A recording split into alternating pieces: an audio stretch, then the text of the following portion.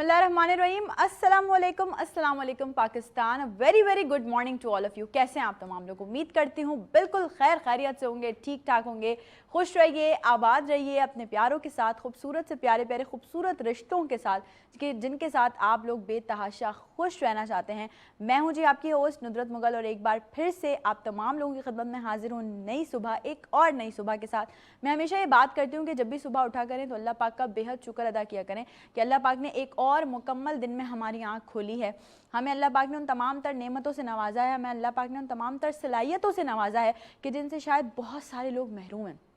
और ये महरूमी का एहसास, ये एहसास कि यार अगर ये बंदा अपने दोनों पैर से चल सकता है तो मैं अपने एक पैर से क्यों चल रहा हूँ, या अगर मैं ये बंदा अपने दोनों हाथ यूज़ कर सकता है तो मैं एक हाथ यूज़ कर रहा हूँ। ये कहीं ना कहीं आपको जो है वो आपकी सेल्फ़ मोटिवेशन में कहीं ना कहीं फ़र्क ले आता है। सेल्फ़ मोटिवेशन में आपकी कहीं ना कहीं ये रुकावट का बायस बन जाता है कि अगर आपको किसी भी किस्म की कोई डिसेबिलिटी है और आप देख रहे हैं एहसास कमतरी का शिकार हो रहे हैं, महरूमी का शिकार हो रहे हैं, महरूमी का एहसास है आपके अंदर, तो कहीं ना कहीं ज़िंदगी में आने वाली बहुत सारी चीज़ों से आप पीछे हट सकते हैं। अच्छा, मज़े की बात यह है व्यूवर्स कि मैं ये समझती हूँ कि ये एहसास महरूमी, ये एहसास कमतरी हमारी ज़िंदगियों में ना हमें और कोई नहीं करवाता बल्कि हमारे अपने लोग करवाते हैं, हमारे अपने करवाते हैं। बकौल शायर, लोग कांटों से बच के चलते हैं, हमने फूलों से ज़ख्म खाएं, तुम तो गैरों की बात करते हो, हमने अपने भी आजमाएं। तो ये ऐसे ही नहीं कहा गया। आपका अपना दोस्त, आपका अपना वो बंदा या बंदी जो आपके साथ बैठ के एक ही टेबल पे खा रहा है, पी रहा है, जो आपके साथ बैठ के एक ही टेबल पे अपने दुख, अपने मसले मसाइल भी आपसे शेयर कर रहा है, और कहीं ना कहीं वो आपसे ये भी कह रहा है कि आप उसके मसले मसाइल सुने और अपने मसले मसाइल सुनाएं, तो मैं ये समझती हूँ कि वही आपका सबसे बड़ा मुनाफिक है, वही सबसे बड़ा मुनाफिक दोस्त है। और उससे बड़ा मुनाफिक या उससे बड़ा मतलब ऐसा कोई बंदा जिसने आपकी ज़िंदगी को बर्बाद करने में कोई कसर ना छोड़ी हो, वो आपकी ज़िंदगियों में नहीं हो सकता। हमेशा से मैं ये बात आप लोगों से कहती हूँ, हमेशा कहती हूँ कि अपने आसपास के लोगों पे नज़र रखें, अपने दोस्तों में, अपने उन लोगों में फ़र्क करना सीखिए कि जो लोग आपको आपकी ज़िंदगी गुजारने में मुश्किल में डाल देते हैं। आपका अपना दोस्त जिससे आपने कभी किसी अच्छे वक्त में कोई अपने हालात वाक़यात शेयर किए होंगे, यकीनन कहीं ना कहीं जब उसे ज़रूरत पड़ेगी और आप उसके साथ नहीं खड़े होंगे, या आप कहीं ना कहीं अपनी किसी मसरूफियात की वजह से उससे दूर हो जाएंगे, तो वो ये जो हरकत करेगा ना, वो जो मुनाफ़क़त करेगा, मैं तो इसको वर्ड कहती हूँ कि वो जो घटियापन की हरकत करेगा, वो यही करेगा कि वो आपके राज लोगों पे अफशा करेगा, आपकी चीज़ें 10 लोगों में बैठ के बताएगा, अरे ये तो ऐसी थी, ये तो ऐसा था, ये तो वैसी थी। इससे बड़ा मुनाफिक दुनिया में कोई नहीं है।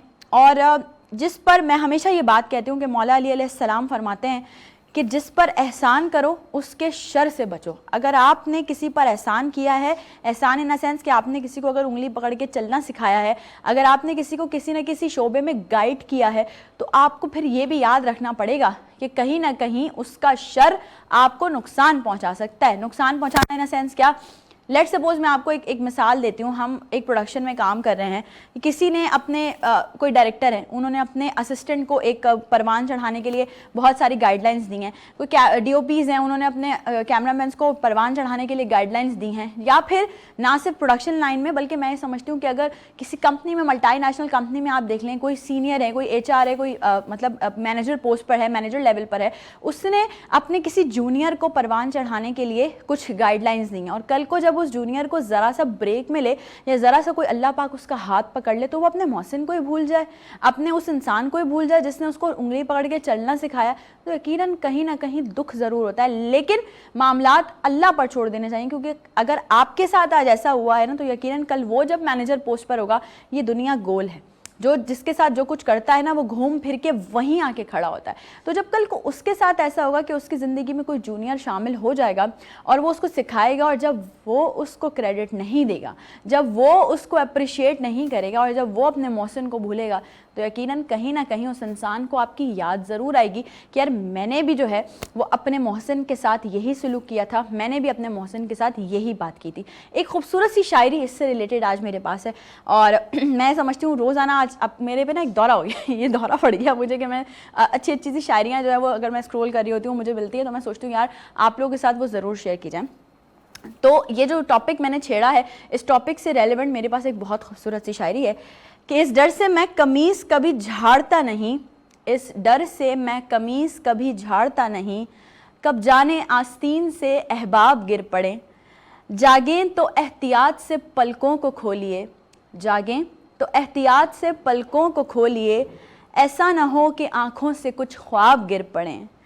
इतना भी मत बढ़ाइए रुखते सफ़र के कल, इतना भी मत बढ़ाइए रुखते सफ़र के कल, जब पोटली उठाएं तो असबाब गिर पड़ें। और आखिरी शेर बहुत खूबसूरत शेर है जो मुझे बहुत पसंद है।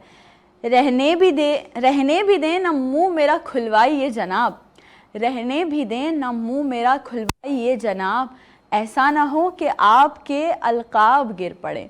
तो ये जो इसमें फ़र्स्ट लाइन में ज़िक्र किया गया ना कि इस डर से मैं कमीज़ कभी झाड़ता नहीं कि कब जाने आस्तीन से अहबाब गिर पड़ें। तो इसका अहबाब कौन होते हैं? अहबाब वो होते हैं जो आपके प्यारे होते हैं, आपके अपने रिश्तेदार, आपके अपने दोस्त, आपके दोस्त अहबाब, हम ये जिक्र करते हैं ना हमेशा।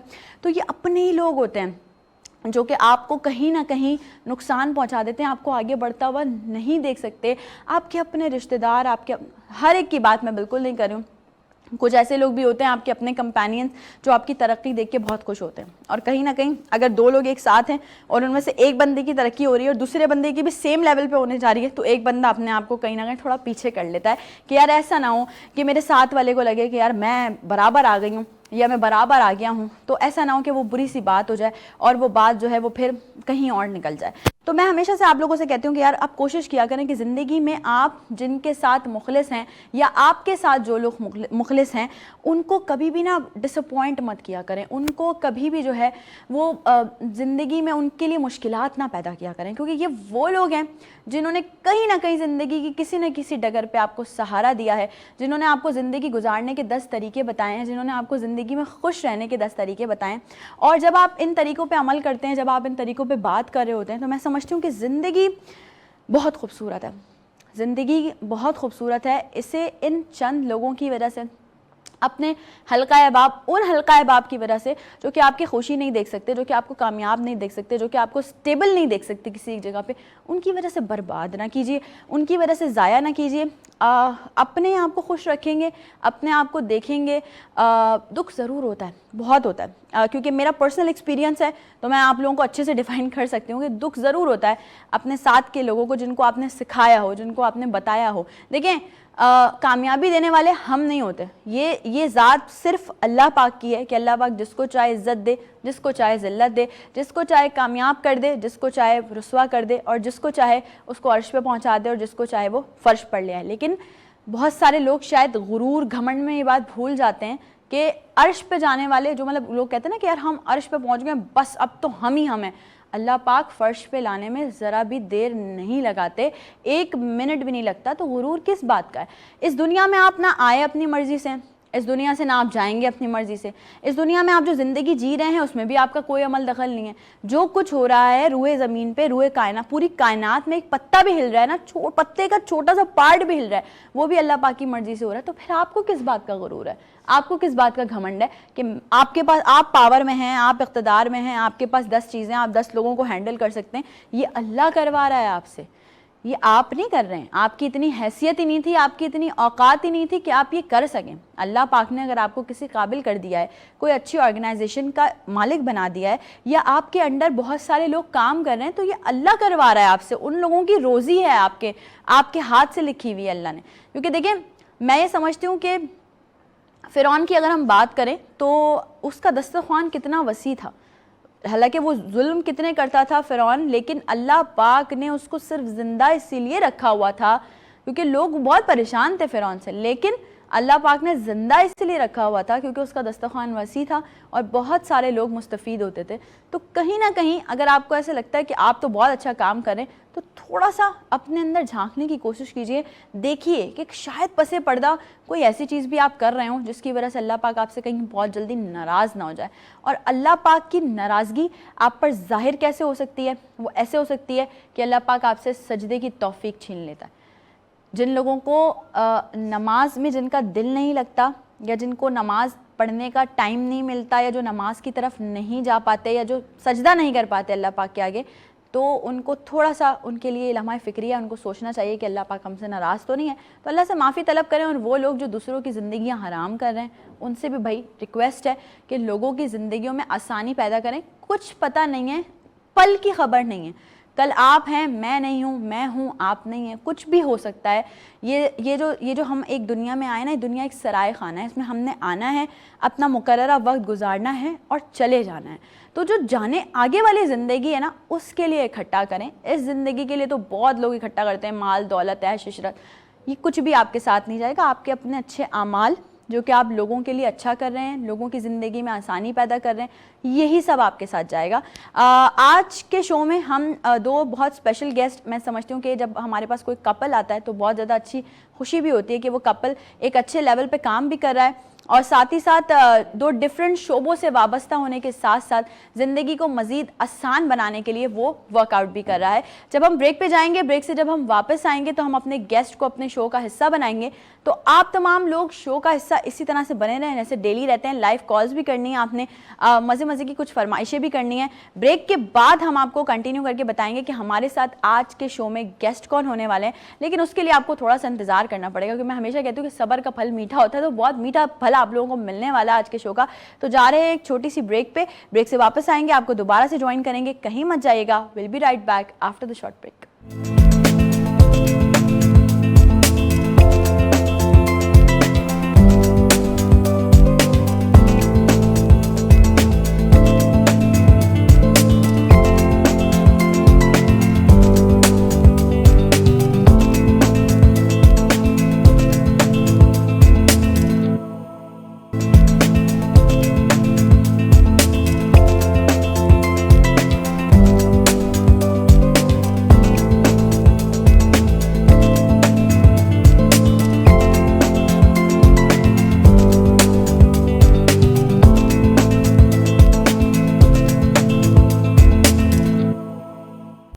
Once again welcome back. एक बार फिर से आप तमाम लोगों को खुशामदीद कहती हूँ नई सुबह में। जैसा मैंने आपको इंट्रो में बताया था कि आज का शो बड़ा मज़ेदार सा, बड़ा स्पेशल सा होने वाला है, क्योंकि मैं समझती हूँ कि जब भी हम कपल्स इनवाइट करते हैं, वो भी पावर कपल्स जो कि अपनी मिसाल आप होते हैं, साथ में काम कर रहे होते हैं, तो मुझे पर्सनली बहुत अच्छा लगता है इस तरह की ग्रोइंग देख के, इस तरह की एम्पावरमेंट देख के। लेकिन उससे पहले ये भी बात कर लें ज़रा कि आप लोग जो मुझे देख रहे हैं आजकल अच्छे अच्छे नए नए जोड़ों में वो किसके कपड़े हैं।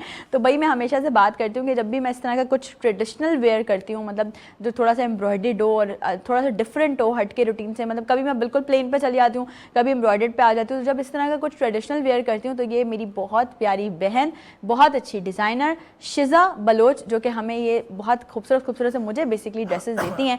तो thank you so very much Shiza. Shiza का ब्रांड है जी traditional hub by Shiza Baloch के नाम से। उनकी ये खूबसूरत खूबसूरत से ड्रेसेस हैं जो कि आप लोग मुझे डेली वेयर करते हुए देखते हैं। अगर आप भी चाहते हैं कि आपके वार्डरोब में ये ड्रेसेस आ जाएं तो आप भी शिजा से कॉन्टैक्ट कर सकते हैं।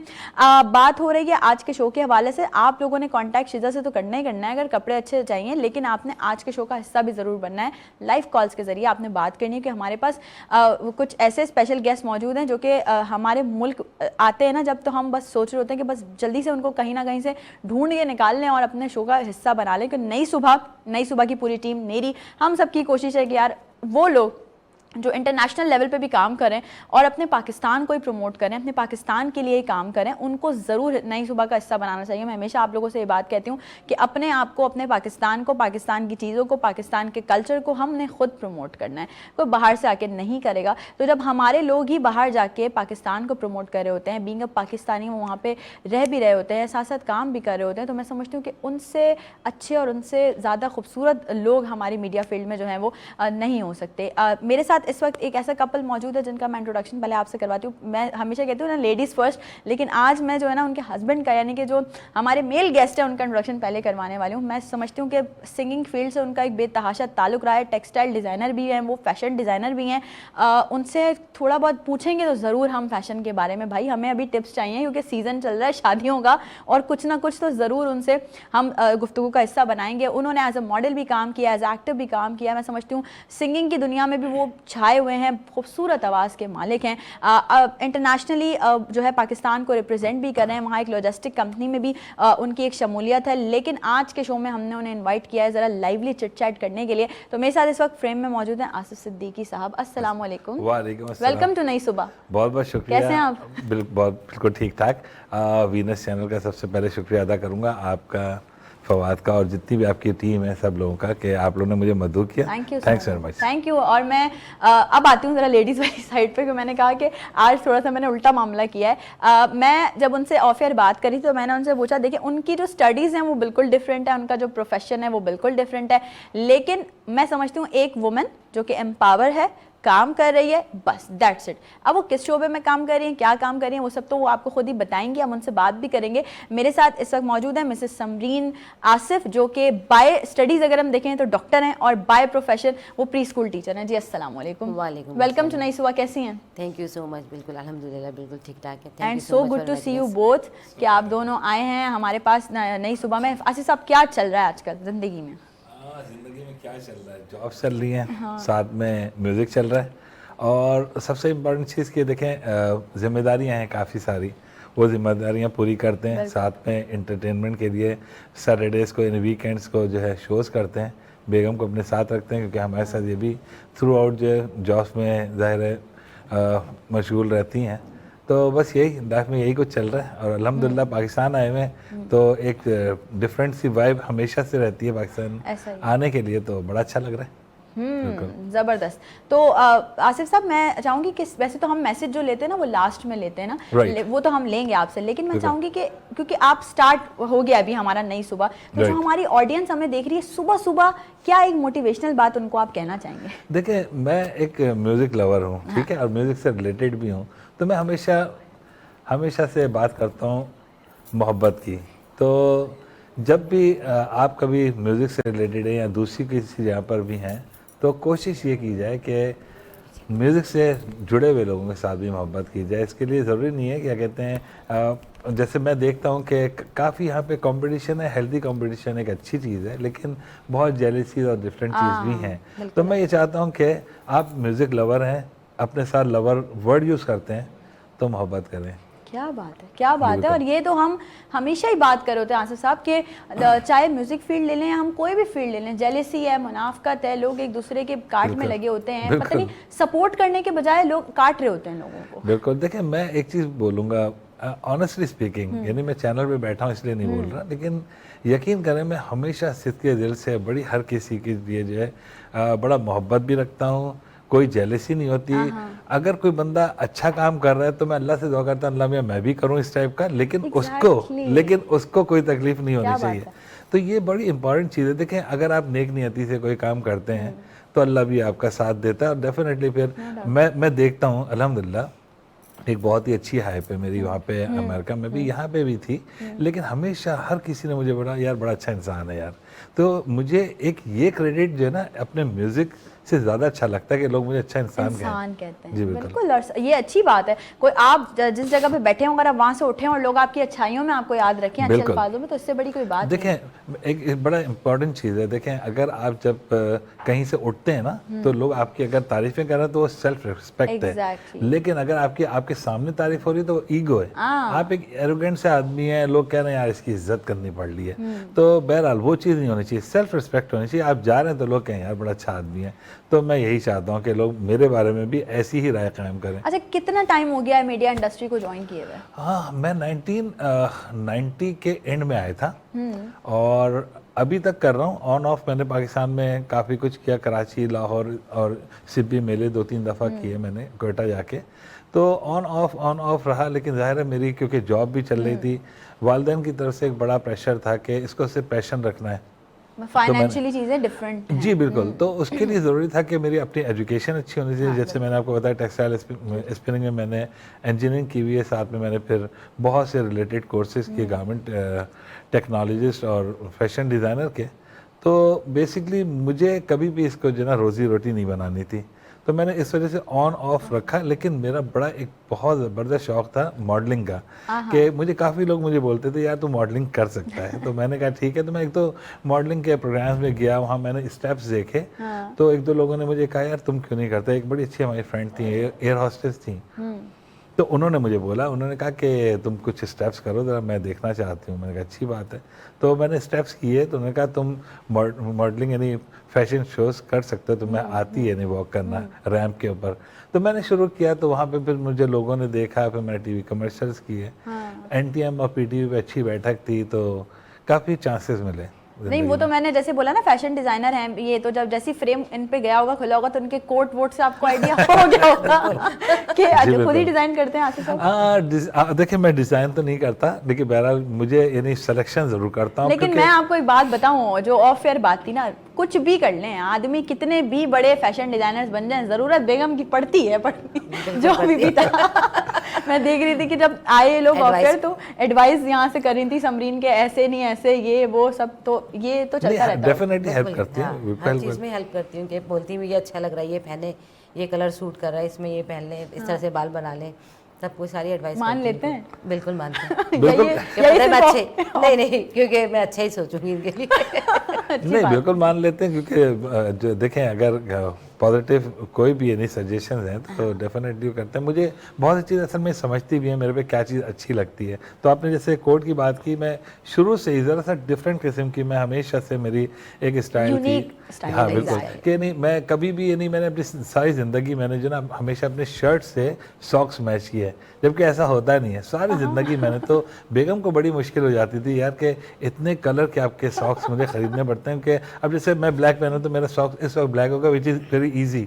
लेकिन कभी कभी पेस्टल कलर होते हैं, पेस्टल कलर्स की मैंने तो वो बड़ा इनको मुश्किल हो जाती है, और मुझे वो पहनना ही पहनना है। तो ये थोड़े से कलर पहन लेते हैं, हर कलर पहना हुआ है, कोई कलर ऐसा नहीं है तो फिर सॉक्स में बड़ा इनको मुश्किल हो जाती है ढूंढना। अच्छा, मैं समरीन आपसे ज़रूर जानना चाहूँगी, बीइंग अ हाउसवाइफ और being a working woman, Pakistan की ज़िंदगी में और वहाँ की ज़िंदगी में क्या आप डिफरेंस देखती हैं? वहाँ की ज़िंदगी जो है वो ऐसा समझ लेंगे आप, इजी भी है और डिफ़िकल्ट भी, क्योंकि सब कुछ 0 टू स्टार्ट आपको हर चीज़ खुद ही करनी है। जैसे आपको घर को भी खुद ही संभालना है, जॉब में भी खुद ही जाना है, फिर आप एज अ मदर भी आपको सारे काम खुद करने हैं, हस्बैंड के भी, फिर आपको खाना कुकिंग भी खुद करनी है। आप वहाँ पे मेड भी खुद ही, आपको पता है यहाँ तो आपको हर तरह की मेड, आप जॉब कर रहे हो तो आपको कोई इजी है कि आप घर आए आपको होगा कि हाँ मेरी कुक जो है उसने खाना बना लिया होगा, एक मेरी मेड आई होगी उसने झाड़ू पोछा कर लिया होगा, एक आई होगी उसने लॉन्ड्री कर ली होगी, तो इस एक इवन एक आती है आयरनिंग कर देती है। तो वहाँ आपको सारा कुछ खुद करना है। लेकिन ये है कि इतनी उन्होंने फैसिलिटीज़ दी हुई हैं, इतनी एडवांस कंट्री है कि सब कुछ मैनेज हो जाता है, हो जाता है। हाँ सब कुछ मतलब इजीली हो जाता है, मुश्किलात पेश नहीं आती।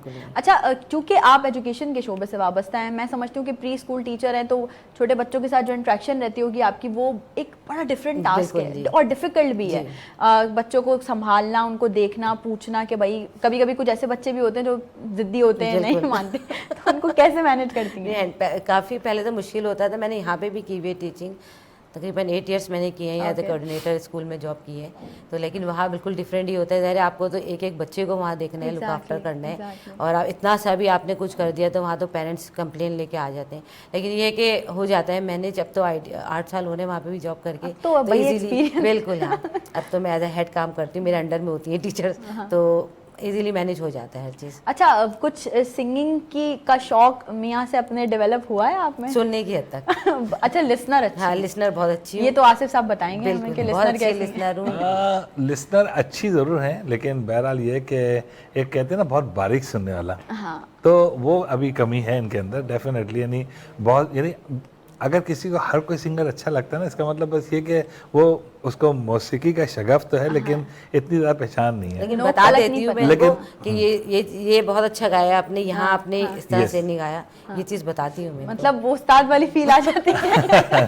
कह सकते हैं गाते गाते गवैया जैसे बन जाते हैं। ये गाना गाना चाहिए था, ये है कि एडवाइस करती हूँ। बिल्कुल अच्छी, और वो सुनते भी, सबसे बड़ी बात ये है। बिल्कुल। देखें एक्चुअली मसला सारा ये, देखें ओकेजन्स के ऊपर जब दो दिमाग काम कर रहे होते हैं ना, हम तो अपनी एक एंट्री बनाकर जाते हैं किसी भी शो में कि यार मैं ये गाने गाने हैं। तो होता क्या, जब फ्लो ऑफ द शो आप देखते हैं तो फिर बेगम यार वो वाला गाना गा लें, यहाँ पे लगता है एडवाइस अच्छी है। तो फिर ये चीज़ मिलती है, क्योंकि मैं मोस्टली जो है ना, मैं वन मैन शोज करता हूँ, तो मेरे तकरीबन 3-3 घंटे की जो सिंगिंग की होती है, तो पूरी उसमें performance ही आपकी तो होती फिर है। कम्प्लीटली मेरे पास एक डायरेक्टरी होती है कि मुझे किस तरह से फ्लो ऑफ द शो लेकर चलना है। लेकिन कहीं कि ऐसा तो यार ये लोग जो है ना ये सुनना भी चाह रहे हैं, तो बेगम की तरफ से एडवाइस आती है और डेफिनेटली वो अच्छी भी होती है। वो तो बीइंग अ सिंगर मैं भी इस चीज को समझ सकती हूँ कि जब आप स्टेज पर होते हैं तो आपको अपनी लिस्ट चेंज भी करनी पड़ सकती है कभी कभी ना, ऑडियंस की रिक्वायरमेंट के हिसाब से। होता है ऐसा नहीं कि जो कुछ आप कभी आप सोच के जाते हैं यार आज फुल हम गजलें गाएंगे या पुराने गाने, और आपको अचानक से कोई ऑडियंस ऐसी मिल जाए जो फास्ट ट्रैक्स की जिनकी रिक्वायरमेंट्स हो, ऐसा होता है। और म्यूजिक तो एक ऐसा मतलब मौसीकी तो एक ऐसा समंदर, एक ऐसा दरिया, इसको आप सारी जिंदगी भी सीखते रहेंगे तो खत्म नहीं होगा। बहुत अच्छी बात कही। देखें बहुत से लोग जो बिल्कुल नए नए करियोके पे गाने वाले आते हैं और वो आके कहते हैं यार ये क्या गाता हो जो मैं गाता हूँ। आप यकीन करें तकरीबन 34 साल इस लाइन के अंदर हैं, और जब आप कभी किसी नए बंदे से ये चीज़ सुनते हैं ना तो आप कहते हैं आप बहस ना करो, बस खामोश रहो। सही है। तो मैं बहुत चीज़ें देखें, मुझे सेल्फ प्रमोशन का इतना शौक नहीं है, लोग मेरी चीज़ें देखते हैं कहते हैं हाँ यार ये कुछ है, जो सीधी सी बात है। लेकिन 34 ईयर्स पीछे हैं, तो जब कभी इस टाइप से लोग कुछ बोल रहे होते हैं तो वाकई बड़ा दुख होता है कि हमने यहाँ बड़ा मेहनत करके 34 साल गुजार दिए, कुछ तो किया है, मतलब कुछ तो है, कुछ तो है। बिल्कुल सीधी सी बात है। तो अब उसके अंदर ये कि बहुत से लोग ये कंपटीशन पे आ जाते हैं। मैं कभी ज़िंदगी में कंपटीशन नहीं रखता, मेरी एक राह बिल्कुल अलग है। मेरे अपने शोज़ होते हैं, मोस्टली वैरायटी शोज़ टाइप की चीज़ों में होता भी नहीं हूँ, जिसमें 3-3, 4-4, 5-5, 6-6 सिंगर्स होते हैं। तो मुझे खुद भी बड़ा, क्योंकि देखें एक बंदा जब गाना शुरू करते हैं ना तो आपने कहा बीइंग अ सिंगर, तो 2 गाने बाद तो आपकी वोकल कॉर्ड खुलती है। अब आपने गाना शुरू करना है, है और 4 गाने पे आपकी एंट्री तो अब 3 के बाद एंट्री हो गई, क्या करें। अब उसके बाद जो 1 घंटे बाद आएगी तो फिर आपके साथ जो डुएट्स हैं, डुएट पार्टनर्स के साथ वो आप गाने गाएंगे, उसमें इतना ज़्यादा शोकेस करने का मौका ही नहीं मिलता, क्योंकि मैं तो खुद परफॉर्मर हूँ। मुझे अच्छा लगता है इंटरेक्ट करके गाना, यानी मुझे मोस्टली गाने याद होते हैं तो ज़ाहिर मैं इंटरेक्ट करता हूँ, उनके साथ गाता हूँ। और ये अच्छी बात है, जितना बीइंग अ सिंगर आप ऑडियंस के साथ इंटरेक्ट करेंगे, ऑडियंस की ख्वाहिश पूरी करेंगे कि जो उनकी ट्रैक्स की रिक्वेस्ट है, तो ऑडियंस उतना ही आप में थोड़ा सा इन्वॉल्व भी हो जाएगी। हमारे हाँ है बड़ा ये माइंडसेट, वही सर आपके वाली बात कि अब एक इंसान इतना एक्सपीरियंस्ड है और आप अभी कल के आए हुए बच्चे हो। माज़रत साथ मैं हमेशा से ये बात कहती हूँ कि जितना भी हमारा वो टैलेंट है, जिनके पास टैलेंट नहीं है, जो सिर्फ या तो पर्ची पे आए हुए हैं या उनकी कोई ना कोई मतलब दोस्ती है वो इस पे आए हुए हैं, या तीसरी चीज़ वो ट्यूनर की वजह से आए हुए हैं, तो भाई आप लोग थोड़ा सा अपने अंदर कोशिश करो कि सीखो, सीखने का थोड़ी सी जुस्तुजू रखो कि सिंगिंग ऐसा नहीं है कहीं कल कला को जब आप कहीं लाइव गा रहे होगे या कहीं कल कला को जब आप कुछ ऐसे गा रहे होगे, कहीं ना कहीं आप फिर फंसोगे और फिर आपको यही याद आएगा कि यार काश हम उस वक्त सीख लेते, क्योंकि हर चीज़ के लिए सीखना बहुत ज़रूरी है। और मज़े की बात आसिफ साहब, बगैर आपने तो टॉपिक जो छेड़ दिया ना, तो ऐसा छेड़ दिया कि दिल की बात छेड़ दी है। तो आपको कुछ आता भी नहीं है, आपने कुछ सीखा हुआ भी नहीं, और आप जो है वो स्टेज पे ऐसे पोस्ट कर रहे होते हैं कि जैसे you are an big artist, बिल्कुल, और आप एटीट्यूड भी ऐसे ही दिखा रहे होते हैं। मतलब कोई वजह होनी चाहिए आपके एटीट्यूड दिखाने की, आपके अंदर आर्टिस्टिक एटीट्यूड है तो उसके पीछे कोई रीजन होना चाहिए। बिल्कुल। देखिए मैं एक चीज़ बताऊं, मैं हमेशा डाउन टू अर्थ हमेशा से रहा। देखिए मेरी बड़े सैचुरेशन लेवल्स पे मैंने जॉब्स भी की हैं, लेकिन मैं हमेशा एक कारीगर के साथ भी जो है बैठा हूँ, उसके साथ उसकी बातें कर रहा हूँ, तो ये बड़ा इंपॉर्टेंट चीज़ है। देखें मैं आपको एक बात बताऊं, वज़मी साहब के साथ मेरी संगत बहुत अच्छी रही है।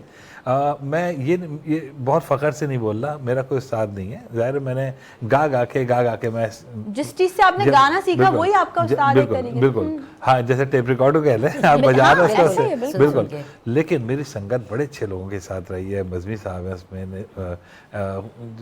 नियाज़ अहमद साहब हैं, करीम शहाबुद्दीन साहब हैं, जी हाँ, तो इनके साथ मैं बैठा हूँ और मैंने इनसे सीखा है वाकई। तो बज़मी साहब ने मुझे एक बार बड़ी अच्छी कही, कहते हैं कि देखो अगर अच्छे इंसान नहीं बन सकते ना तो अच्छे आर्टिस्ट कभी भी नहीं बन सकते।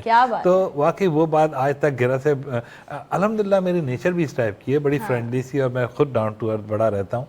लेकिन वो बात फिर मैंने जब कभी मेरे जहन में कुछ शैतानियत आई तो मुझे फ़ौरन वो चीज़ याद आ गई, मैं कहा नो, गलत कर। अच्छा होता है, वसवसे आते हैं, शैतानी ख्यालात आते हैं, बिल्कुल। लेकिन ये कि अपने उस्तादों की बात और जिनके आप नाम ले रहे हैं, लेजेंड्स बज़मी साहब हो गए, नियाज़ अहमद साहब हो गए, ये हमारे लिए यूनिवर्सिटीज़ जी बिल्कुल उनसे हमने बहुत कुछ, आप तो बहुत खुशकिस्मत है कि आपने तो उनके साथ बैठे हैं, आपने तो उनसे बहुत कुछ सीखा है। हम तो मैं सिर्फ नियाज़ अहमद साहब का मुझे एक एजाज़ हासिल है कि उनके हाथ से मुझे, मतलब एक बार मैं गा रही थी स्टेज पे और वो अचानक आ गए, तो आई वाज लाइक अरे, मतलब हो जाता है ना एक इंसान को, यार इतने बड़ा नाम मेरे सामने है। तो मैं गा के उतरी तो उन्होंने मुझे बुलाया, बहुत प्यार दिया, और उन्होंने कहा, फिर उन्होंने अपने हाथ से मुझे एक अवार्ड भी मुझे उनके हाथ से मिला है, और फिर उन्होंने मुझे बोला कि अब जो चीज़ें हैं, जो कमियाँ हैं वो इस तरह की हैं, अब उसको ऐसे कवर अप करो, ना लाइक कि देखो अच्छी बात है, वो सिखा रहे हैं। देखिए एक चीज़ मैं और बताऊं, इन बड़े लोगों की एक बात मैं आपको बताऊंगा। ऐसे ही एक दफ़ा मैं बैठा हुआ था, ऐसी संगत थी, बज़मी साहब के साथ बैठे हुए थे, तो बज़मी साहब से ऐसे ही पूछा कि बज़मी साहब ये बताइए अहमद रशीद साहब कैसे सिंगर थे। अब उस लेजेंड का आप जवाब सुनिए। कहते हैं भाई बहुत अच्छे सिंगर थे, बहुत अच्छे सिंगर थे, अपने सुर की कमी को एक्सप्रेशन से छुपा लेते थे।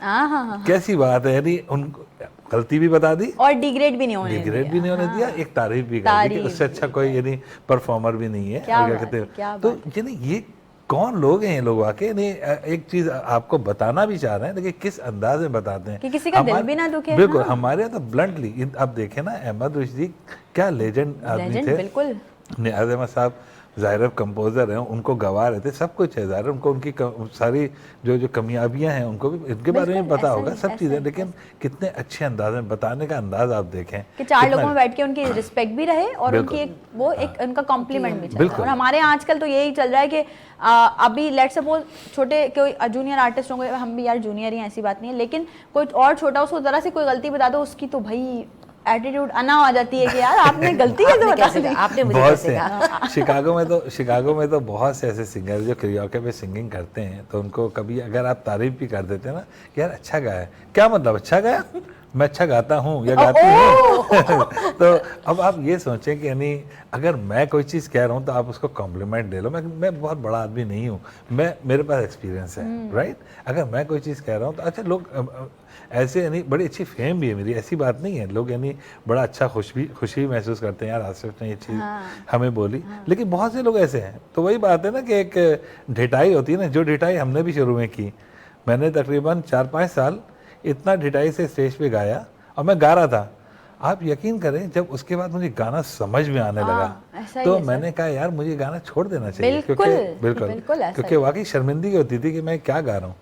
तो फिर उसके बाद वाकई अपने आप को फिर ग्रूम करने की कोशिश की, फिर से आए और फिर मैंने काफ़ी ज़माने तक छोड़ दिया, जिम्मेदारियाँ बहुत थीं तो छोड़ दिया। फिर उसके बाद अब अमेरिका चला गया तो अपना एक हिसाब किताब है जॉब का, वो ख़त्म किया। उसके बाद वीकेंड्स पे शोज़ अल्हम्दुलिल्लाह फिर से एक नई तरह से फिर हाइप क्रिएट कर ली। नहीं अच्छी बात है सर। मैंने तो जब आपकी आवाज़ सुनी या जब आपकी चीज़ें चेक की तो मैंने यही बोला, यार देखो ये बेसिकली पाकिस्तान के वो लोग हैं जो कि वाकई जिन्हें बोलते हैं ना हम के काम कर रहे हैं, वाकई वो लोग हैं। क्योंकि आजकल के हम किसी भी फील्ड में चले जाएँ, हम व्लॉगिंग में चले जाएँ, म्यूज़िक में चले जाएँ, एक्टिंग में चले जाएँ, मॉडलिंग में चले जाएँ, या तो ये समझें कि हम लोगों को शायद घुट्टी ऐसी मिली हुई है, हमारी तरबियत ऐसी चीज़ों में हुई है कि हम किसी का बुरा नहीं सोच सकते। बहुत अच्छी बात की, माशाल्लाह, very good. I really like your words के वाकई ऐसे ही होना चाहिए, नहीं हर किसी को ऐसा होना चाहिए ना। इसमें मसला क्या है, इसमें कितने यानी इसमें कोई एफर्ट थोड़ी है, क्या एफर्ट है इसका ना। लेकिन ऑनेस्टली स्पीकिंग ये चीज़ जो ना तालीम से भी नहीं आती, ये तरबियत से आती है, ये तरबियत से आती है। सर मैं ये समझती हूँ, देखें मेरी जब पहली मुलाकात हुई थी ना हमारे लेजेंडरी एक, आपने तो खैर बहुत ही बड़े नाम लिए हैं, उनके बाद अगर हम बात करें सज्जाद अली भाई, उनसे जब मेरी फर्स्ट मुलाकात हुई थी ना तो मैं शायद एक्सपेक्ट कर रही थी कि एक आर्टिस्टिक एटीट्यूड, इतना बड़ा नाम और ये वो, आप यकीन करेंगे बराबर वाली चेयर पे बिठा के वो मुझसे बात कर रहे थे और अब मैं उनसे बात कर रही हूँ, आई वाज शिवरिंग, क्योंकि मतलब मेरे लिए वो मेरे लिए वो एक इंस्पिरेशन है, मेरे लिए वो एक रोल मॉडल है। आई वाज लाइक, मुझे कह रहे क्या गाया था, फर्स्ट ट्रैक कौन सा गाया था मेरे आने से पहले, तो मैं उनको यूँ देख रही हूँ कि मुझसे पूछ क्या रहे हैं और मैं इनको बताऊँ क्या। तो उन्होंने बोला just sing 2 lines back stage, ये बात हो रही है मेरी सज्जाद अली से, और मैं उनको बोले सिंग गाओ 2 लाइनें जो पहला गाया था। तो मैंने जैसे जब गाया तो उन्होंने बड़ा अप्रिशिएट किया। तो मैं ये समझती हूँ कि अगर किसी को भी ऐसे अपने किसी को बिठा के कुछ बता दें क्या वो, तो उनके तो एक अलग ही एटीट्यूड आ जाएंगे। बिल्कुल, हाँ आप सही कह रहे थे कि अब जैसे सज्जाद अली भाई हैं, सलीम जावेद, तहसीन भाई, ये सब इन सब के साथ हमने बैक स्टेज शेयर किया है, बैक स्टेज शेयर किया है। अब उसके अंदर हम आपस में अपनी जो है यानी जनरल बातें चीज़ें भी करते हैं, कौन क्या कर रहा है, कि मेरा क्या चीज़ नई आने वाली है, सारी चीज़ें तो बड़ी अच्छा एक वो रहती थी कि यानी आपस में एक दूसरे के बारे में पूछ रहे हैं, उनके बारे में पता चल रहा है, उनके नए प्रोजेक्ट्स क्या हैं, ये सारी चीज़ें तो बड़ा अच्छा लगता था। और सबसे बड़ी बात ये कि आप यकीन करें कभी भी मैंने महसूस नहीं किया कि मैं किसी बहुत ही बड़े सिंगर्स के साथ हूँ, इतनी अच्छी हमारी दोस्ती डिफरेंस है आजकल के जो स्टार्स बने हुए हमारे आर्टिस्ट हैं उनमें, और जो हमारे ये पुराने आर्टिस्ट हैं, सलीम भाई हो गए, तहसीन भाई हो गए और आलमगीर साहब हो गए, मतलब इनमें आपको मैं एक छोटा सा वाकया बताऊँ। मैं पीटीवी में जब मैं टीनेजर था तो मैं एक प्रोग्राम हो रहा था, आलमगीर भाई उसमें गाना गा रहे थे, तो टीवी रिकॉर्डिंग थी, तो उसमें मुझे लाके उन्होंने खड़ा किया कि भाई इसको शौक़ था मुझे बचपन से ही था, तो मैं उनके सामने जो गिटार बजा रहा था, वो पूरा एक गाना है, वो आप यकीन करें तकरीबन वही 36 ईयर्स बैक होगा, उससे भी पहले।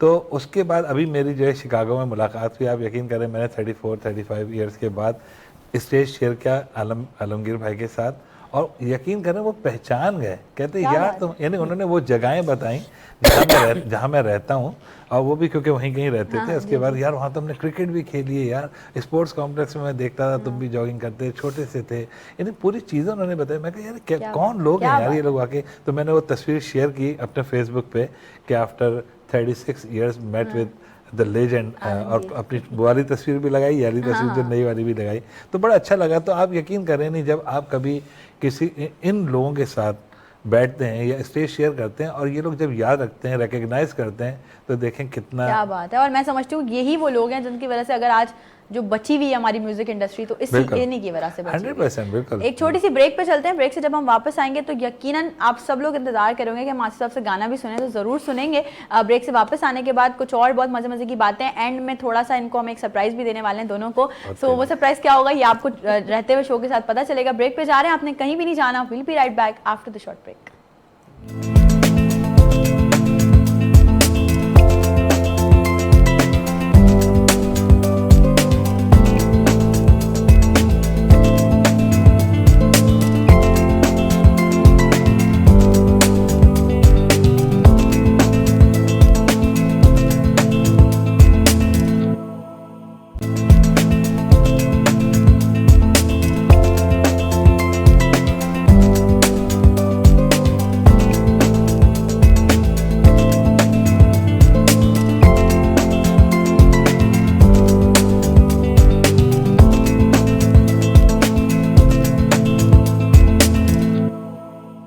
एक बार फिर से आप तमाम लोगों को खुशामदीद कहती हूँ नई सुबह में। बहुत ही मज़ेदार सी बातें चल रही हैं। अच्छा, मेरी ऑडियंस इंतज़ार वैसे कर रही होगी कि यार इतने जो है वो बातें चल रही हैं म्यूज़िक पे, बट म्यूज़िक तो कुछ हो नहीं रहा। हम अभी ऑफियर भी यही बात कर रहे थे कि जब खूबसूरत बातें चल रही हो ना तो फिर थोड़ा सा रहने देते हैं म्यूजिक को, लेकिन हमने कहा पकड़ के मारेंगे ये लोग जो देख रहे हैं, जो म्यूजिक के इंतजार में बैठे। अच्छा, मैं चाहूंगी आसिफ साहब एक मतलब एक पर्सनल रिक्वेस्ट, क्योंकि मैंने सुना हुआ भी है आपका गाया हुआ गाना, वहीद मुराद साहब की बरसी गुजरी अभी कुछ दिन पहले, हमारे चॉकलेटी हीरो। मैं समझती हूँ कि उनके जैसा हिंद सिंध में कोई मतलब इस तरह का हीरो नहीं है। जिस तरह से उनकी एक्टिंग स्किल्स थी, जिस तरह से वो काम करते थे, बहुत सारे लोगों ने उनको देख के सीखा। उनका एक अपना दौर था, उनके दौर में लड़के वही हेयर स्टाइल कॉपी कर रहे होते थे उनकी चीजें, तो उन पे पिक्चराइज हुआ एक जबरदस्त सा गाना जो कि हम सबका मोस्ट फेवरेट है, अकेले ना जाना। बिल्कुल सुना देते हैं। एक चीज मैं जरूर ऐड करूंगा, वहीद मुराद साहब की एक बड़ी खास बात थी, वो गाना पिक्चराइज बहुत अच्छा कराते थे वाकई। नहीं, उनके एक्सप्रेशन गाने के अंदर मैं नहीं समझता किसी के पास भी ऐसे एक्सप्रेशन थे जिस तरह से वो गाते थे। तो बिल्कुल हम ये सुनते हैं आसिफ साहब से जबरदस्त सा गाना, स्टे ट्यून्ड। गाने से बड़ा पर्सनली इसलिए रिलेटेड हूँ क्योंकि मेरी मदर, मेरे फादर सब वहीद मुराद के मतलब एक डाई हार्ट फैंस जो होते हैं वो हैं। और ये गाना तो इतना स्पेसिफिक है कि मैं किसी भी इवेंट में जाती हूँ तो मेरी मम्मा कहती है छोड़ो ऑडियंस मत देखो, ये वाला गाना गाओ। मतलब उनको इतना पसंद है गाना। और इसका जो एक जिसको हम आजकल के दौर में कहते हैं एक्सटेंडेड लिरिक्स, वो है बहुत दुख दिए हैं हमें जिंदगी ने, हमें और गम अब ना तुम दे के जाओ। तो वो तो खैर एक माला वाला वर्जन है, फीमेल वर्जन है। तो ये यार इस तरह का म्यूजिक, इस तरह की लिरिक्स, इस तरह की चीजें नहीं है। और मैं समझती हूँ कि ये वो वाकई चीजें हैं जो उनको सुन सुन के आप बहुत कुछ सीख सकते हैं। कहने को एक सीधा सा गाना है, कहने को एक नॉर्मल सा गाना है, लेकिन आप इसमें देखें कि वहीद मुराद साहब की अगर हम बात करें तो उन्होंने किस तरह से इसको एक्सप्रेस किया है कि देखने वाले को खुद ही उसकी आंखों से आंसू बहना शुरू हो जाएंगे। यही एक आर्टिस्ट की एक पहचान होती है। अच्छा, आप जब एक्टिंग या मॉडलिंग या कमर्शियल के शोबे में आते हैं तो अपने आप में मतलब क्या समझते हैं कि कौन सी ऐसी कुछ चीजें होनी चाहिए जिससे मैं प्रॉपर मॉडल और एक्टिंग कर सकता हूँ? देखें, कॉन्फिडेंस होना सबसे इम्पोर्टेंट चीज़ है कि आपके अंदर कॉन्फिडेंस हो। दूसरा, फिर आपको कैमरे को फेस करना आता हो, जो बहुत इम्पोर्टेंट चीज़ है। फिर ये कि कहीं कहीं ऐसा होता है जैसे हम तस्वीर भी खिंचा रहे होते हैं तो अगर 3 या 4 सेकंड हो जाते हैं तो आपकी शक्ल बननी शुरू हो जाती है। शुरू में तो आप बड़ा अच्छा एकदम बड़ा अच्छा, लेकिन एकदम फिर जब 3, 4, 5 सेकंड हो जाते हैं शक्ल बननी शुरू हो जाती है।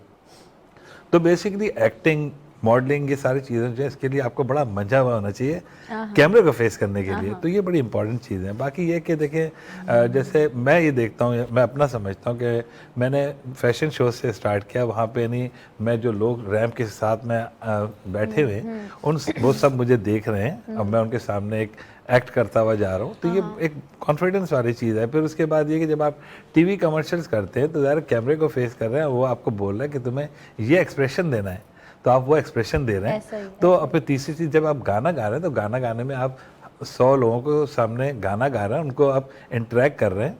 तो ये सारी चीज़ें बहुत ज़रूरी है कि आपके अंदर सेल्फ कॉन्फिडेंस बहुत इंपॉर्टेंट चीज़ है। बहुत इंपॉर्टेंट है। बिल्कुल। मैं थोड़ा सा आपको बताऊंगा अगर आप सुनना चाहें तो। प्लीज़ बताइए। मैं मेरे फादर की डेथ बहुत ही स्टार्टिंग में हो गई थी, जब मैं बहुत छोटा सा था। तो मैं ये समझता हूँ कि इन्हें मैं ज़ाहिर मामा चाइल्ड वाली बात है। तो मुझे ऐसा लगता था कि कॉन्फिडेंस की बहुत कमी है मेरे अंदर। मैं शुरू से समझता था। उसमें होता क्या था, जैसे मैं चैनल्स पे ही बोलता हूँ कि मेहमान आते थे तो मैं छुप जाता था कि मैं उनसे क्या बात करूँ। सलाम करने अम्मा ने आवाज़ जी बुला लिया, सलाम के अब सर झुका हुआ है। तो मैं जब मैंने स्टडीज़ शुरू की तो मैंने अपने दिल में सोचा कि अगर मैं इसी तरह से लाइफ गुजारूंगा तो बस मैं फिर सारी ज़िंदगी डिक्टेशंस दूंगा लोगों से। मैं खुद तो कुछ कर नहीं सकता। तो मैंने फिर ट्यूशन सेंटर्स में ट्यूशन पढ़ानी शुरू की, जहाँ पे आप बोर्ड पे कुछ लिखते हैं, बोलते हैं, 10 बच्चे आपको देख रहे हैं, जहाँ आप खामोश होते हैं वो आपको घूरते हैं कि आप खामोश क्यों गए, आप फिर बोलना शुरू करते हैं। तो एक कॉन्फिडेंस इसमें आया। फिर ये कि स्कूल में फिर मैंने नात कॉम्पिटिशन्स में हिस्सा लिया, मैं क़िरात करता था असेंबली के अंदर। तो मैंने कहा यार ये सब चीज़ें बहुत ज़रूरी हैं। तो मैं बिल्कुल शुरू से, और फिर जैसे 9th क्लास में फेयरवेल में हमेशा बोलता हूँ, उसमें गाने गाए, टीचर्स ने अच्छा समझा कि हाँ यार गाओ, बिल्कुल करो। फिर उसके बाद अपनी स्टडीज़ ख़त्म की, अच्छी जॉब पे आ गए और उसके बाद अपने पैशन को स्टार्ट किया।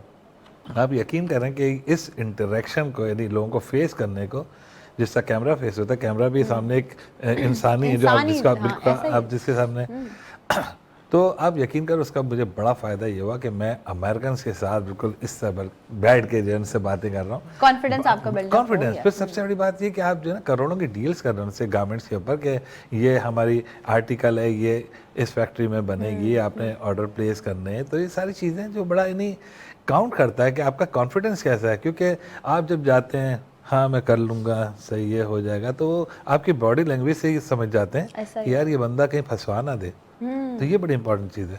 समरीन, क्योंकि आप चूँकि वहाँ की एजुकेशन को देख रही हैं, ऑब्वियसली 8 साल आपको हो गए हैं चीज़ों को मैनेज करते हुए, क्या समझती हैं पाकिस्तान के एजुकेशन के निज़ाम में क्या चेंजेस आने की ज़रूरत है जिससे हमारे बच्चों का मुस्तकबिल बेहतरी की तरफ जाएगा? एजुकेशन तो ये है कि सेम ही है यहाँ की और वहाँ की, लेकिन बस सिस्टम जो है ज़ाहिर है वहाँ का बिल्कुल ही टोटली डिफरेंट है। वहाँ जो है हम जैसे प्री इनिशियल स्टडीज़ भी है जो बिल्कुल, यहाँ पे बच्चों को बुक्स इतनी बर्डनाइज कर दिया जाता है। इवन बच्चे जो है मॉन्टेसरी में भी जा रहे हैं तो बैग लाद के जा रहे हैं और उनको जो है वो अपने आप को क्या संभाल लीजिए, हैवी कोर्सेज है। वहाँ आपको ये है कि बिल्कुल आपको खेल खेल में आपने देखा होगा पढ़ा दिया जाता है। बिल्कुल कोई ऐसा नहीं है कि आपको बुक्स है या ये है, बिल्कुल हर चीज़ को वो एज अ एजुकेशन में यूज़ करते हैं, प्रेशर नहीं देते बच्चों को। बिल्कुल कॉन्सेप्चुअल उनकी पढ़ाई होती है, वो भी यहाँ पे भी अब स्टार्ट हो गई है इस तरह से। मतलब ये डिफरेंस चेंजेस हैं, अगर ये चेंजेस हो जाएं इधर पाकिस्तान के एजुकेशन के निज़ाम में तो बच्चों के लिए बेहतरी आ सकती है। अच्छा ये बताएं समरीन, खाने में बनाने में हेल्प करते हैं या सिर्फ खाते हैं? पहले यहाँ पाकिस्तान में तो हिल के पानी भी नहीं पीते थे, इवन के ग्लास भी लाके इनको देने पड़ते थे पानी के। लेकिन अल्हम्दुलिल्लाह वहाँ जो है बीवी जाग रही है अल्हम्दुलिल्लाह, क्योंकि अब वहाँ जो है ये कि ज़ाहिर है मुझे भी जॉब, मैं भी जॉब करती हूँ फुल टाइम, दोनों को मिलके करना है। तो माशाल्लाह बहुत अच्छी कुकिंग कर लेते हैं, मुझसे ज़्यादा अच्छी बच्चे। इवन कभी जब ये कुछ बनाते हैं तो बच्चे कहते हैं मम्मा आपसे ज़्यादा अच्छा इनका टेस्ट है। हमें पहले बताओ तो हम किचन लगवा लेते। बिल्कुल लगवाते हैं आप। बहुत अच्छा अफगानी पुलाव बहुत अच्छा बना लेते हैं, कढ़ाई चिकन कढ़ाई बहुत अच्छी बना लेते हैं, 2-3 डिश तो बहुत ही मुझसे ज़्यादा अच्छी सीखी है या खुद? नहीं खुद बिल्कुल परफेक्ट। और मैं इतना नहीं एक्यूरेट डालती है बनाती जितना ये करते हैं। मैं असल में मसाले जो है ना, मैं कभी भी जो है ना जो प्रिजर्वेटिव मसाले नहीं यूज करते, घर के मसाले यूज। मैं मेरे अपने घर के सारे मसाले होते हैं, पहली चीज़। दूसरी चीज़ ये कि जैसे बोल रही थी यहाँ तो हिल के पानी, देखें डिपेंड करता है कि आपकी अब मसरूफियात क्या है, अब आपका स्टैंडर्ड क्या है। सफाई में बोलने का मौका दिया बिल्कुल, अब आपका स्टैंडर्ड क्या है, जो सच्ची बात है। देखें मैं ये नहीं कहता कि मैं बहुत कोई हाई फाई था, लेकिन ऑनेस्टली स्पीकिंग मेरा यानी मुस्तकिल टूर्स रहते थे। कभी मैं सिंगापुर जा रहा हूँ, तो कभी हांगकांग जा रहा हूँ, तो कभी कहीं जा रहा हूँ, तो मेरी मीटिंग्स रहती थी, जो मैंने आपको बताया कि बीइंग अ फैशन डिज़ाइनर ज़्यादा ऑर्डर प्लेसमेंट ये सारी चीज़ें। तो अब फिर दूसरी चीज़ ये कि जॉब एक बहुत ही सैचुरेशन लेवल्स पे जॉब थी। थोड़ी सी हल्की सी बेगम के सामने तो ईगो कर सकते हैं ना, लोगों में नहीं कर रहा, बेगम के सामने तो कर सकते हैं। तो फिर एक था थोड़ा सा ये नहीं अपने आप को शो करना, being a high value man, समझ ना, अपनी बेगम को दिखाना। तो बेसिकली ये चीज़ हमेशा से थी। और आप यकीन करेंगे नहीं, कभी कभी कहते हैं ना ब्लेसिंग इन डिस्गाइज, जो मेरा शाय होने वाली चीज़ है कहीं कहीं मुझे बड़ा यानी फायदा पहुंचा देती है चीज़ मुझे बड़ी। यानी लोग मुझे समझते हैं कि इससे बात करें ना करें, बहुत ज़्यादा रिजर्व लग रहा है, लेकिन ऐसा है नहीं। तो ये सारी चीज़ें, तो यहाँ पे वाकई खाना पकाने का मौका ही नहीं मिलता था। फिर मैं एक जॉइंट फैमिली सिस्टम में रहता था। बाद में तो खैर हमारा एक ऑफिस और उसके साथ घर का सिलसिला भी बन गया था, लेकिन बहरहाल मुझे अपने घर में ये अच्छा भी नहीं लगता था कि मैं खाने पका रहा हूँ, दूसरे भाई लोग देख रहे हैं, समझ वो एक सेल्फ ईगो भी आ जाती है। थोड़ा सा ये चीज़ सीखे यार, बस सीखे, बेगमात का काम है खाना पकाना, दैट्स इट। लेकिन संडे आप बना लेते थे, ब्रेकफास्ट जरूर बनाता था। बेगम कैसे साइड नहीं, बिल्कुल। और ये कि मैं अब वहाँ पे क्योंकि कभी कभी ऐसा भी होता है कि लेट आ रही हैं या सुबह उठ के चली गई, तो मैं फिर अगर जल्दी आ जाता हूँ तो मैं फिर कहता हूँ यार मैं खाना बना लूँ, फिर मैं खाना खुद पूरा बहुत सारे मर्द हजरात हमें देख रहे होंगे, शौहर बेसिकली जिनकी मैं बात करूँ, थोड़ा सा ऐसे मोटिवेशन ले लें, इंस्पिरेशन ले लें, ख्याल किया करें अपनी बेगमात का, स्पेशली उनका भी जो कि वर्किंग वुमेन्स हैं, क्योंकि ज़ाहिर है उन पर डबल प्रेशर है, घर का भी है, बाहर का भी है, सारी चीज़ें वो देख रही होती हैं। और जो घर में है खाली सिर्फ मतलब जो हाउस वाइफ्स हैं, उन पे ख़ानदान का भी प्रेशर है, इसकी भी सुनना, उसकी भी सुनना, और फिर अपनी सारी चीज़ों को मैनेज भी करना। तो इस तरह से आप अपनी चीज़ों को स्टेबल रख सकते हैं। एक छोटी सी ब्रेक पे चलते हैं, ब्रेक से वापस आएंगे तो एक खूबसूरत सी मज़ेदार सा एक कुछ है मेरे पास जो मैं आप लोगों के सामने प्रेजेंट करने वाली हूँ इन दोनों के लिए। सो लेट्स सी कि वो क्या होने वाला है, तो आपने इंतजार करना है। छोटी सी ब्रेक है, हम यूँ जा रहे हैं, यूँ वापस आ रहे हैं। Don't go anywhere, we'll be right back after the short break.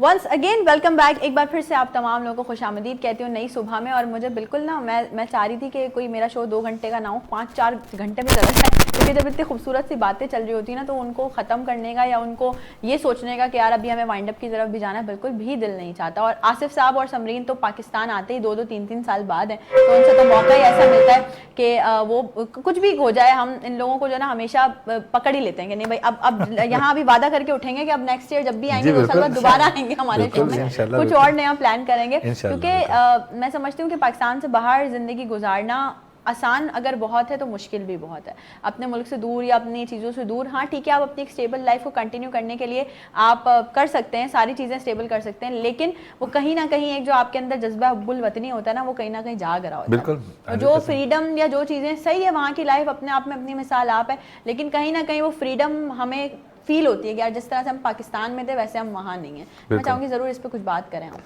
बिल्कुल, देखें दयारे गैर में जो है आप जब क्योंकि ब्रॉड अप आप यहाँ पे इस सेंस में हुए हैं, आपने अपनी ज़्यादा उम्र जो यहाँ पे गुजारी हुई थी, अपने आप को उस सिस्टम में मोल्ड करना रियली मुश्किल हो जाता है, बहुत ज़्यादा। लेकिन क्योंकि एक अच्छा सिस्टम है, हाँ। तो क्यों ना उसे अडॉप्ट किया जाए, बिल्कुल ऐसा ही, तो इतना मुश्किल भी नहीं होती। और ख़ास तौर उस वक्त जब आप अपने मुल्क में भी उन सिस्टम्स को अडॉप्ट कर रहे थे, तो कोई इतना मुश्किल नहीं हुआ, जो सच्ची बात है। और दूसरी चीज़ ये कि देखें, एक अच्छा सिस्टम अगर चल रहा है तो आप भी उसका हिस्सा बने, ताकि सिस्टम जो है सक्सेसफुल हो।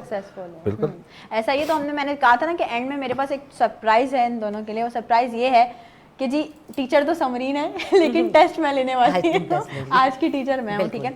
अच्छा जी, ऑडियंस को मैं बता दूँ, मेरे पास हैं जी दो मतलब कार्ड्स और वो दो हैं पेन। इनसे मैं क्या करने वाली हूँ, इनसे मैं करने वाली हूँ कि एक जाएगा आसिफ साहब के पास, एक जाएगा आपके पास। हम करने वाले हैं कंपैटिबिलिटी टेस्ट। भाई 24 साल हो गए हैं शादी को, इतनी अंडरस्टैंडिंग है, इतना सब है, आपने चीटिंग नहीं करनी है, रूल ये है ना, आपने उनका आंसर देखना है ना आपने उनका आंसर, और जब मैं आपसे आंसर पूछूं तो आपने एक साथ ऐसे कार्ड रोटेट करने हैं, ठीक है ना। एक एक करके आंसर लिखिएगा क्योंकि मैं आपसे कुछ बहुत सारे सवालात करने वाली हूँ, सो प्लीज जरा ट्रांसफर कीजिएगा ये, और ये आपके पेन्स। मैं जो सवाल करूंगी दोनों अपना अपना आंसर लिखेंगे, एक दूसरे का आंसर बिल्कुल नहीं देखना, नहीं तो नंबर 1 2 हाँ नंबर 1 2 3 करके ऐसे, सही है। पहले सबसे पहले चलें जी, तो हम स्टार्ट कर रहे हैं इस वक्त कपल कंपैटिबिलिटी टेस्ट, देखते हैं दोनों एक दूसरे को कितना जानते हैं। समरीन मैं चाहूंगी उधर करके लिखें ताकि नजर ना आए बिल्कुल। अच्छा, सो सबसे पहला सवाल ये है कि समरीन को सबसे ज्यादा खाने में क्या पसंद है, राइट इट डाउन। बहुत मजेदार होने वाला है ये, हो सकता कहीं ना कहीं कोई डिफरेंस हुआ तो लिख लिया दोनों ने। चलें अब मैं चाहूंगी ऑन माई काउंट ऑफ 3 आप दोनों मुझे प्लीज कार्ड्स दिखाएंगे, 1 2 and 3। Biryani biryani, okay that's great. चलें हमारी पूरी फैमिली की फेवरेट है ये तो मैं कह रही हूँ पूरे जान की फेवरेट होती है बिरयानी। अच्छा जी, अब हम बढ़ते हैं अपने अगले सवाल की तरफ। समरीन का फेवरेट कलर। आशीष साहब बोलेंगे सारा कंपैटिबिलिटी बेगम का ही पूछेंगे लेकिन लिख लिया। चलें जी 3 2 1 यस, ब्लैक, और दोनों ने जवाब सही लिखा है बिल्कुल, क्या बात है जी। अच्छा आप इंग्लिश में लिख रहे, मैं उर्दू में लिख रही हूं। अच्छा इस वक्त भी देख लेना आप कलर ब्लैक, तो फिर मतलब ब्लैक है वैसे आप मुझसे अगर इनसे भी पूछती तो मेरा भी फेवरेट है, मेरे ड्रेसिंग में कहीं ना कहीं ब्लैक जरूर कुछ ना कुछ होता ही है। हम इधर आ रहे हैं ना अभी। अब आसिफ साहब को खाने में सबसे ज्यादा क्या पसंद है, अभी फिर बिरयानी वही बात है ना कि जग की फेवरेट एक चीज है। चलें ऑन 3 2 1 यस, फिर बिरयानी सबकी फेवरेट है बिरयानी। मुझे लगता है बना भी अच्छे लेते होंगे, बहुत अच्छा। अच्छा, आसिफ साहब को गुस्सा किस बात पे आता है, कोई एक ऐसी स्पेसिफिक बात जिस पे बहुत जल्दी गुस्सा आता है, वो तो लिखना भी शुरू हो गया। ओके लेट्स सी कि ये मैच होता है या नहीं होता। यार समरीन सोच रही है, दैट मींस देखिए मेरा तो है तो मैं तो लिख भी चुका, आपने लिख दिया। अब आएगा मजा गेम का असली। समरीन ने सोचा, अब लिख रही है, देखते हैं क्या होता है। लेट्स सी मैच हो रहा है नहीं हो रहा। Okay 5 4 3 2 1 time over. दिखाएं भाई दिखाएं। ओके अब आप भी दिखाएं। देख लिया मैंने, आप दिखाएं पहले। Punctuality and disorganise.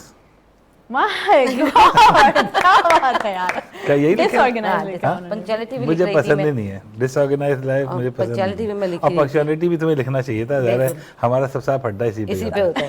आपस में इसी पे फड्डा होता है, इसी पे फड्डा होता है पंक्चुअलिटी पे। अब अगर हम इधर चले जाएंगे, समरीन को किस बात पे सबसे ज्यादा गुस्सा आता है, वो तो देख यहाँ पे ये भी लिखना शुरू हो गया। ये मुश्किल काम है इसे, ये मुश्किल है, गुस्सा आता नहीं वैसे मुझे, नहीं आता पे बहुत कम आता है। पहली बीवी है जिनको गुस्सा नहीं आता। मैं हाँ लिख देती हूँ वैसे, जो एक कोई स्पेसिफिक चीज होती है, गुस्सा यार हर इंसान को आता है। चलो जी, ये सेंटेंस होगा। हाँ हाँ लिखे लिखे आराम से, टेंशन नहीं है। आज आप लोग के पेपर मेरे पास।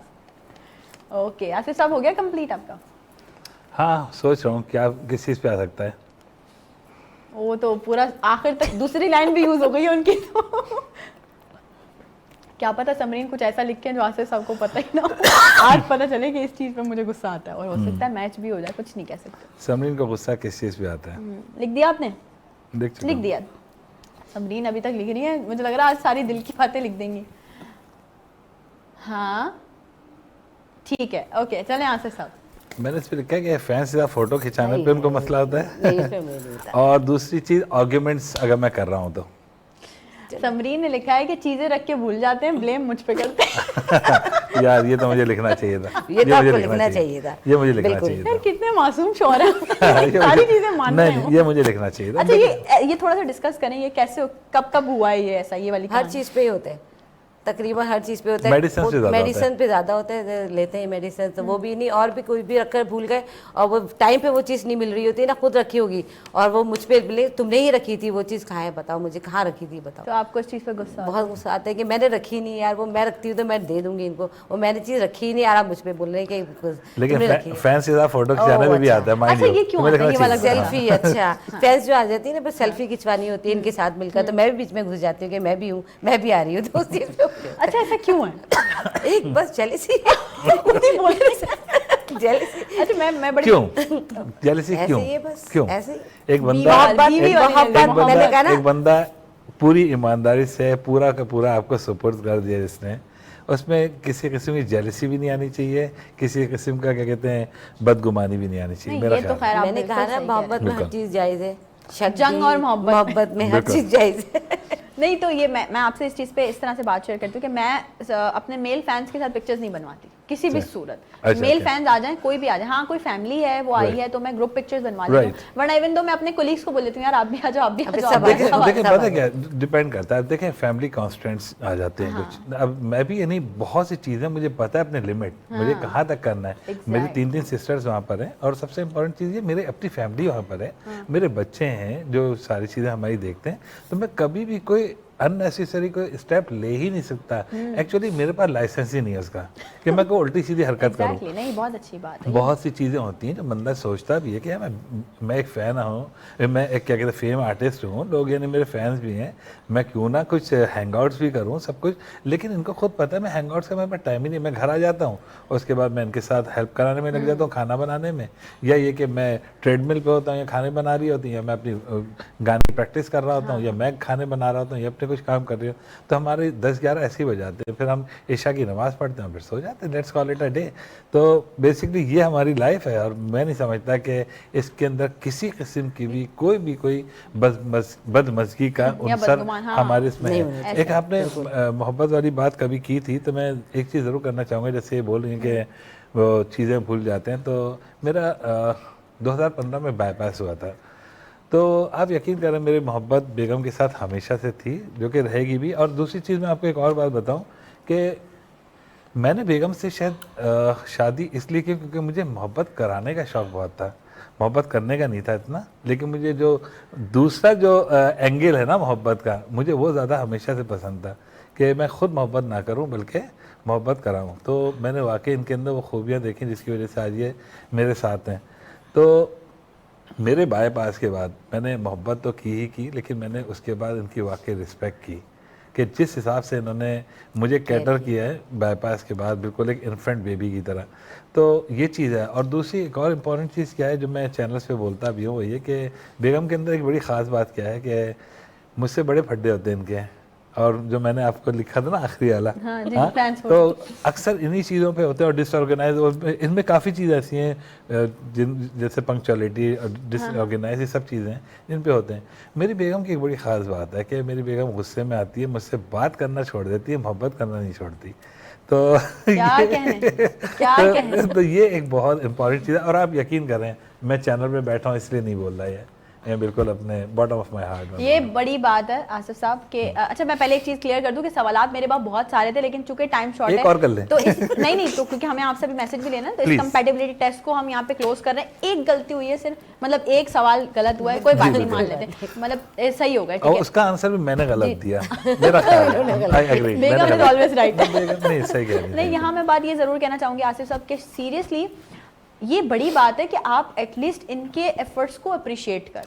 100%, ये बहुत बड़ी बात है। हमारे आजकल के बहुत सारे मतलब शौहर ऐसे हैं कि बेगम घर में काम कर रही हैं, खाने बना रही हैं, बच्चे संभाल रही हैं, अब अपनी सास को भी देख रही हैं, अपने ससुर को भी देख रही हैं, अपने घर वालों को भी देख रही हैं, लेकिन वो सिर्फ ये सब किस लिए करें कि यार जब उनके शौहर को पता चले कि मेरी बेगम ने इतना सारा काम किया, तो आपके अंदर एक वो होता है ना कि यार ज़रा सा एप्रिसिएशन मिल जाए, शौहर बोले अरे वाह भाई बेगम तुमने सब संभाल लिया है कुछ। लेकिन जब वो ना मिले ना, या 10 लोगों में बैठ के आपकी बेगम की बात हो रही हो, या आप की बात हो रही है और कोई आपसे बोले कि यार आपकी किसी कामयाबी के पीछे आपकी बेगम का हाथ हो, जैसे आप अभी अप्रिशिएट कर रहे हैं कि यार मेरे ऑपरेशन के बाद इन्होंने मुझे संभाला, तो इस तरह से 10 लोगों में बैठ के जब आपके हस्बैंड आपको अप्रिशिएट कर रहे होते हैं, यकीन जानिए वो फीलिंग्स ही अलग होती हैं और वो ये हर इंसान को करना चाहिए। ये पॉजिटिव एक मैसेज आज के शो के थ्रू जा रहा है। आसिफ साहब and Samreen, thank you so very much for being a part of us. बहुत मजे का शो हुआ है, मुझे यकीन है आप लोगों को मजा आया होगा। बहुत मजा आया, बिल्कुल घर जैसे फीलिंग आ रही थी। बहुत मजा आया कि हम अपने घर में बैठे हुए आपस में एक दूसरे के साथ बातचीत कर रहे हैं, बड़ा अच्छा लगा वाकई। क्या कहना चाहेंगे हमारे शो के लिए, टीवीनेस की टीम के लिए? देखें, फड्डे फसाद हर जगह होते हैं, डिफरेंस ऑफ ओपिनियन होते हैं, हर चीज़ होती है और जिसकी वजह से बहुत बदमज़ियाँ भी हो जाती हैं, आपस में लड़ाई झगड़े भी हो जाते हैं। लेकिन एक चीज़ को हमेशा याद रखें और वो ये है कि दुश्मनी जम के करो मगर इतनी गुंजाइश रहे, दुश्मनी जम के करो मगर इतनी गुंजाइश रहे, जब कभी हम एक हों तो शर्मिंदा ना हो। क्या बात है, क्या तो बात ये है, बड़ी इंपॉर्टेंट चीज़ें नहीं, आप कोशिश करें कि आप भले आपका जो है क्या कहते हैं कुछ डिफरेंस हो गए हैं, हाँ। लेकिन लड़ाई झगड़ा हो गया, लेकिन आपने पीठ पीछे आपने किसी के बारे में कोई गलत चीज़ नहीं करनी। यहाँ पे बहुत से मसले मैं देखता हूँ, लोग आपस में एक दूसरे से जो है एक दूसरी बातें याद ही इसीलिए करते हैं कि जब आपका उनसे फटा होगा तो फिर रिवील करेंगे। बिल्कुल ऐसा ही है लोगों में। और मतलब मुझे बिल्कुल भी अंदाजा नहीं है कि क्यों हमारा शो इतनी जल्दी खत्म हो रहा है, गुजारे 2 घंटे पूरे हो गए। बहुत दिल चाह रहा है कि आगे और भी कंटिन्यू करें, लेकिन चूंकि शो का टाइम बिल्कुल खत्म हो चुका है। And thank you so very much, आप दोनों का बेहद शुक्रिया। फिर इंशाल्लाह आपसे दोबारा मेरी कभी ना कभी मुलाकात होगी। आप लोगों का बेहद शुक्रिया, अपना बहुत सारा ख्याल रखिएगा। कल सुबह मेरी और आपकी फिर से इंशाल्लाह होने वाली है मुलाकात, सुबह 10 से 12 होंगे लाइव। मुझे मेरी पूरी टीम को खासुल खास दुआओं में याद रखिएगा। आज के लिए दीजिए इजाजत, अल्लाह हाफ़िज़। बहुत शुक्रिया।